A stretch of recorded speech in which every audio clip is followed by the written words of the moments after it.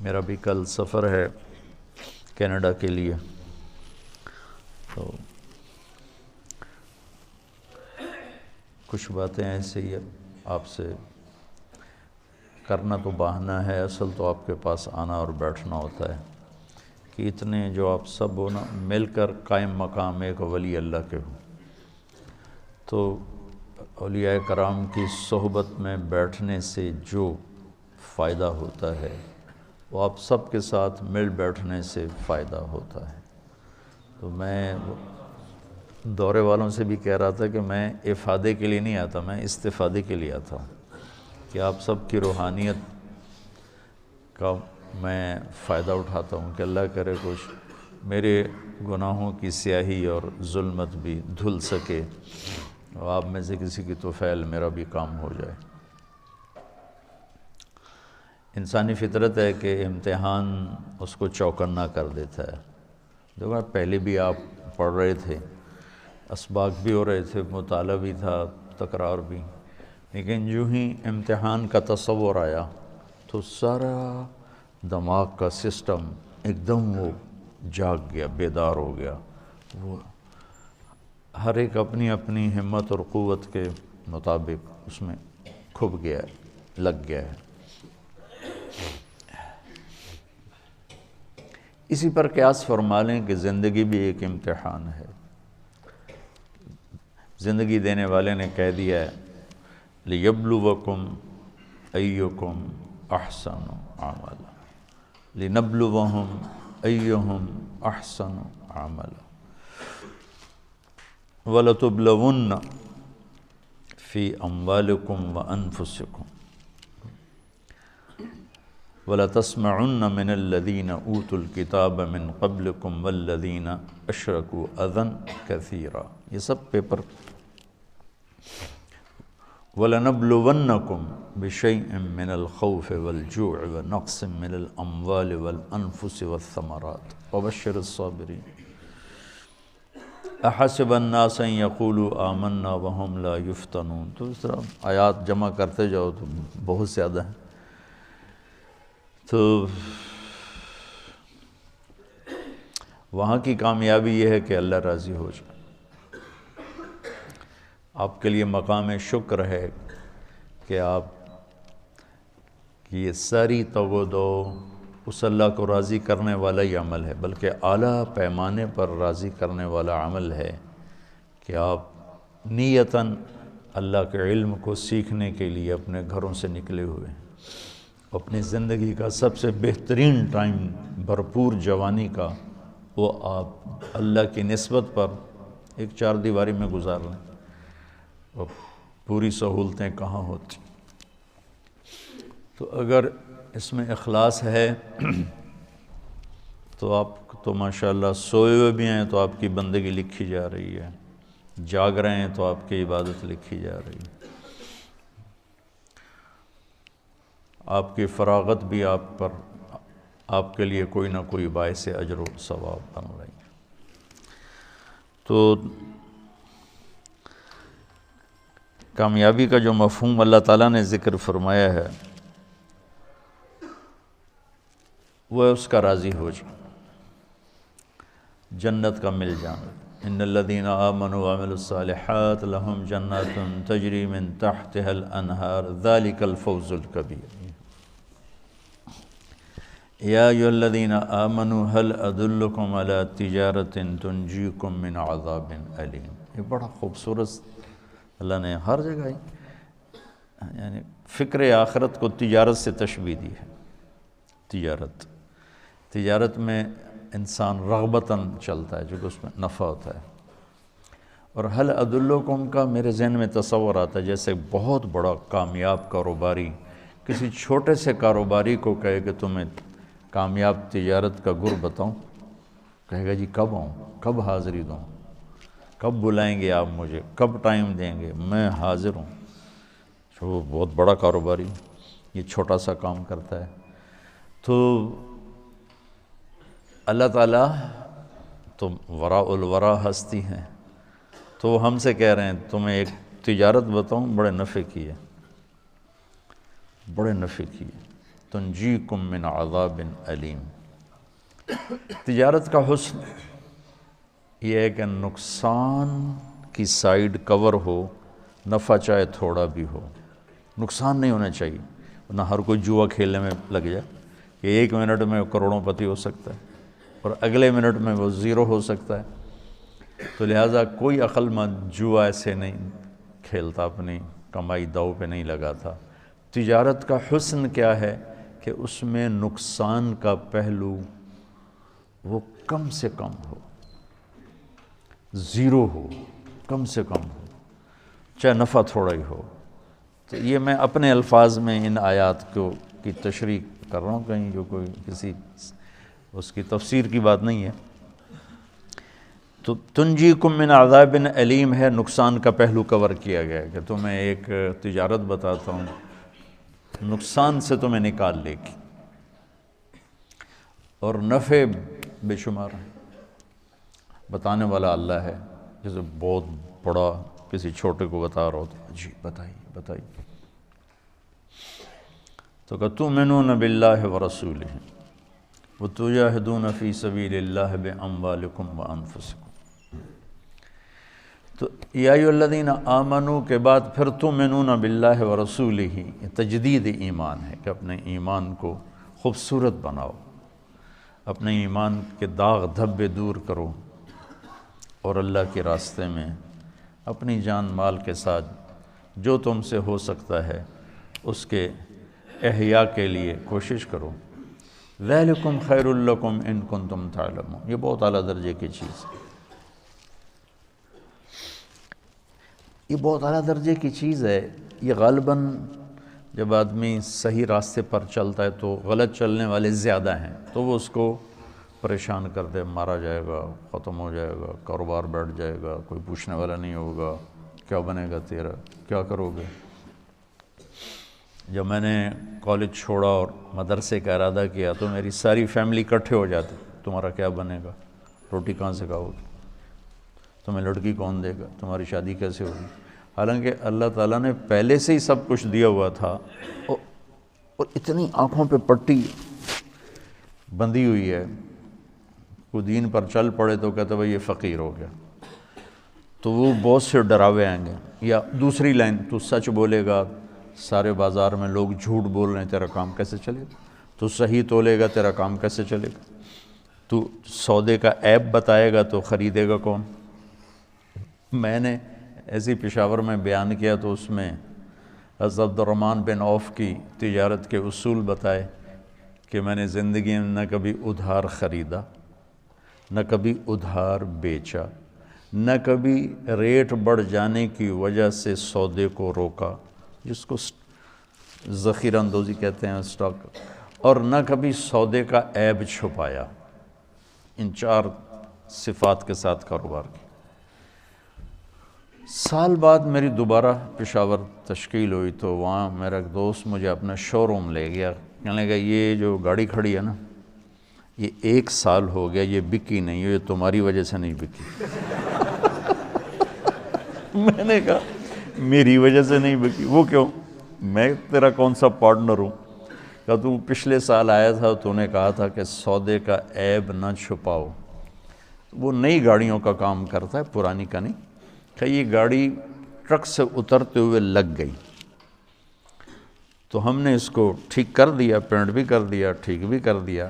اب جو آتا ہوں میں بتا دیتا ہوں کہ یہ لگی ہوئی گاڑی ہے، تو 1 سال سے یہ یہاں کھڑی ہوئی ہے، نہیں بکی۔ میں نے کہا چلو میں تیرا تاوان بھرتا ہوں، میں خرید لیتا ہوں، مجھے بیچ دو، میں لے لیتا ہوں۔ کہ نہیں میں تمہارے ذمہ تھوڑی ڈالوں۔ تو ہماری 10 دن کی وہاں تشکیل تھی۔ 10 دن کے بعد میں جب گھر پہنچا تو اس کا فون آیا کہ میری گاڑی بک گئی۔ لیکن 1 سال انتظار کرنا پڑا، گاڑی بک گئی۔ میں نے کہا وہ کیسے بک گئی؟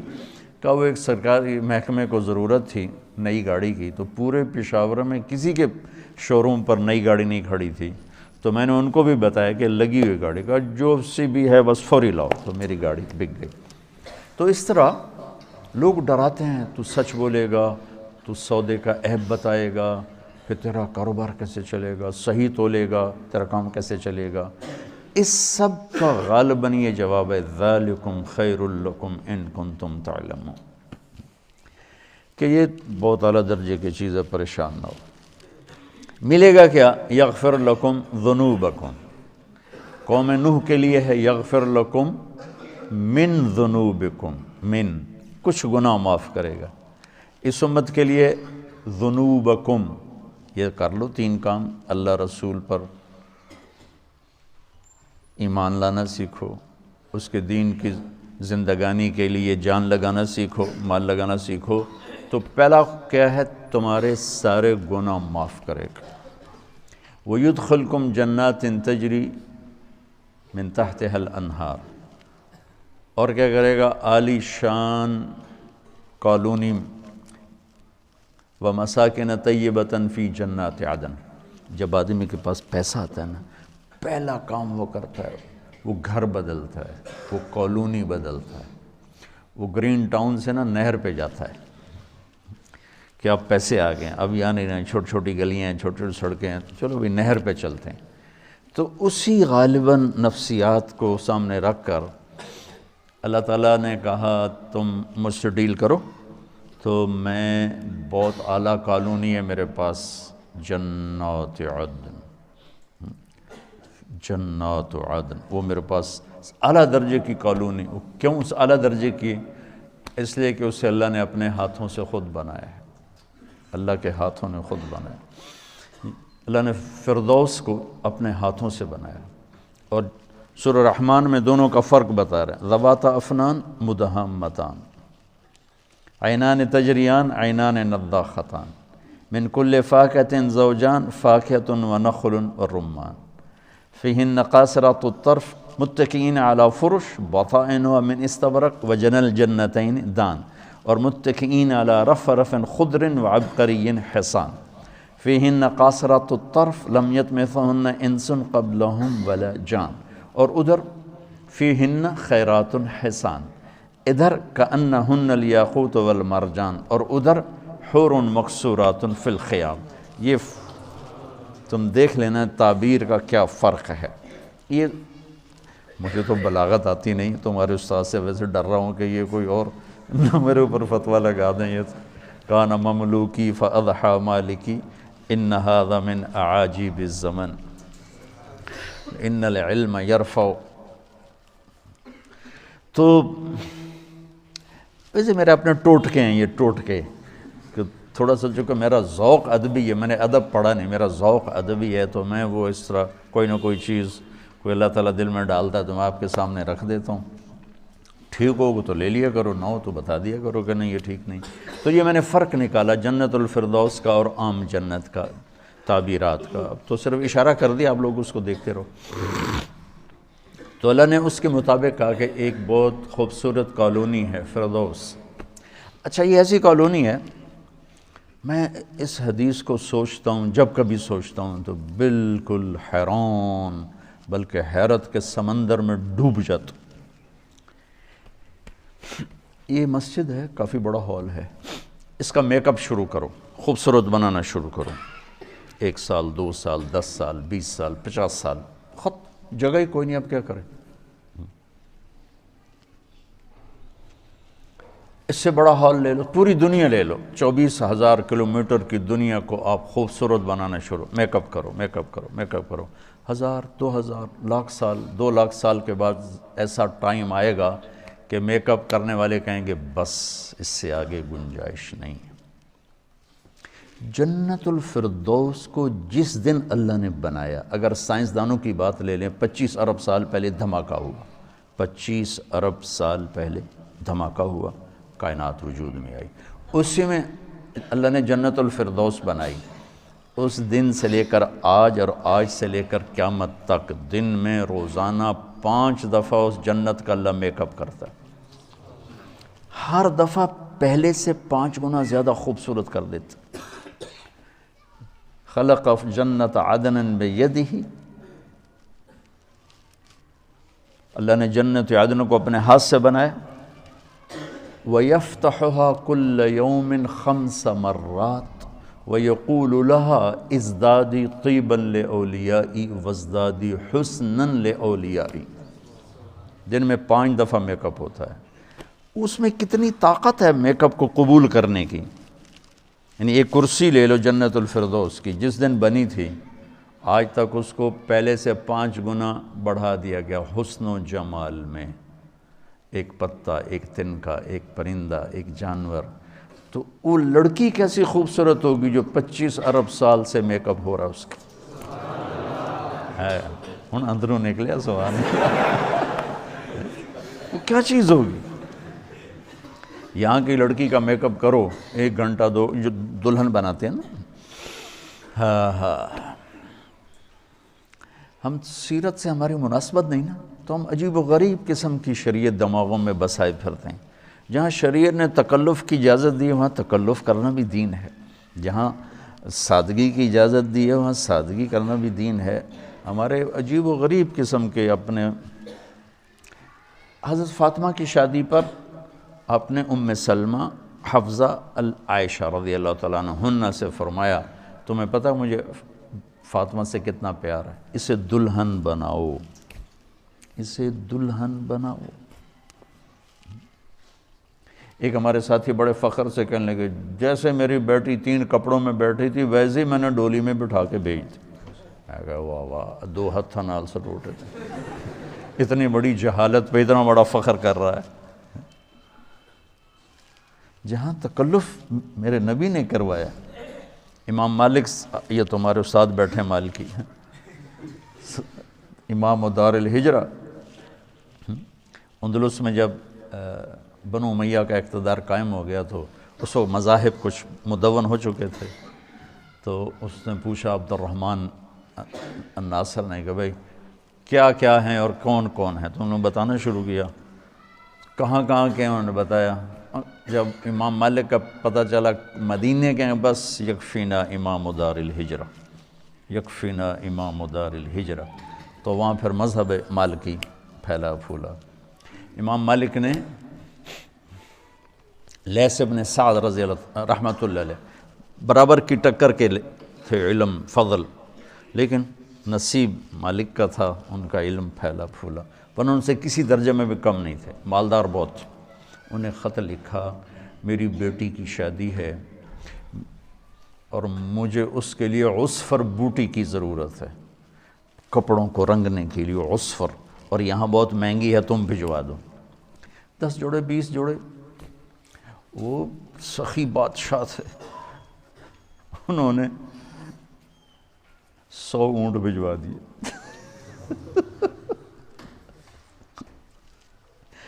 امام مالک نے جو استعمال کے قابل تھی وہ کر کے باقی 500 دینار میں بیچی.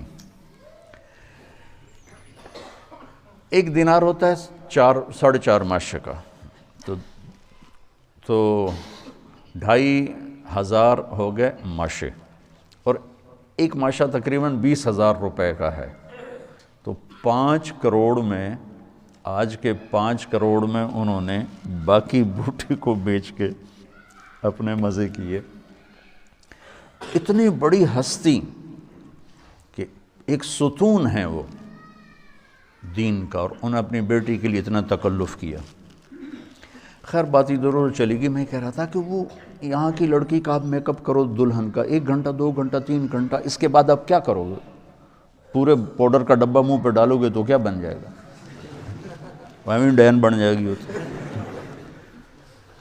وہ اس لڑکی کو اس کے اندر کیا، سبحان اللہ کیسے بیان کروں، کیا حسن ہے کہ اللہ روزانہ اس کا 5 دفعہ میک اپ کرتا ہے اللہ، اور آج بھی اس کا ہوا ہے اور ابھی آنے والے زمانوں میں بھی ہوگا. جب تمہارے سامنے آئے گی تو کیا حال ہوگا. ایک ہمارے دوست تھے مار ولی محمد صاحب رحمۃ اللہ علیہ، کبھی کبھی ان کے میں آپ کو لطیفے سنا دیتا ہوں. تو بہت مزاحیہ تھے، بڑے ذمہ دار تھے، راوی کے کنارے کے، انتقال فرما گئے 2008 میں. تو ایک دن جب میں نے ایسے حوروں کا سنایا نا فضائل، بعد میں ہم بیٹھے کھانے پر تو کہنے لگے مولوی جی، پھر میں نے اللہ کا دیدار بھی سنایا، دونوں سنائی نا. تو کہنے لگے جے اللہ سائیں ہوراں تو پہلے سد لیا نا دیدار واسطے مڑ تو لگے جیسا ہے جی پی گئے ہوراں تے مڑ اللہ بھی بھول جاونے سن مڑ اللہ کول بھی کہیں نہیں جانا۔ تو میں حیران ہوتا ہوں وہ کیا چیز اللہ بنا رہا ہے فی جنات عدن، وہ لڑکی کیا چیز بن رہی ہے، ہاں کیا اللہ قیمت دے رہا ہے پاک دامنی کی، کیا قیمت دے رہا ہے، اس دامن پہ کوئی دھبا نہ لگنے دو، آ جاؤ وَزَوَّجْنَاهُمْ بِحُورٍ عِينٍ۔ تو یہ اللہ تعالیٰ ہم ساتھ ڈیل کر رہا ہے، اعلیٰ ترین جگہ اور مساکن طیبہ۔ گھر کی خوبصورتی یہ ہے کہ دیکھنے میں بھی خوبصورت ہو اور ضروریات بھی پوری ہوں، یہ گھر کی خوبصورتی کا اتمام ہے۔ بہت خوبصورت گھر ہے لیکن اس میں سہولیات بھی نہیں ہیں، سہولیات ہیں خوبصورت نہیں ہیں، تو دونوں چیزیں ایک کی کمی اس کو عیبدار بنا دیتی۔ مساکن طیبہ، مساکن کا میں اشارہ ہے کہ تمہاری ضرورت کی ہر چیز مہیا، موفر، موجود، اور طیبہ اشارہ ہے کہ ایسا خوبصورت ہے کہ تم نے کبھی دیکھا ہی نہیں ہوگا۔ مساکن ہر ضرورت پوری، طیبہ بہت نفیس علی شان، ایک اینٹ موتی، ایک یاقوت، ایک زمرد، مشک کا گارا، زعفران کی گھاس، اور اللہ کا عرش اس کی چھت بنایا گیا ہے، کیا کمال ہے۔ اور ابن القیم نے ایک روایت نقل کی ہے کہ اللہ نے سب سے خوبصورت نقش و نگار وہ اپنے عرش پر بنائے ہیں، جو یوں چھت بن کے فردوس کے محلات کے اوپر ایسے چھا جائے گا۔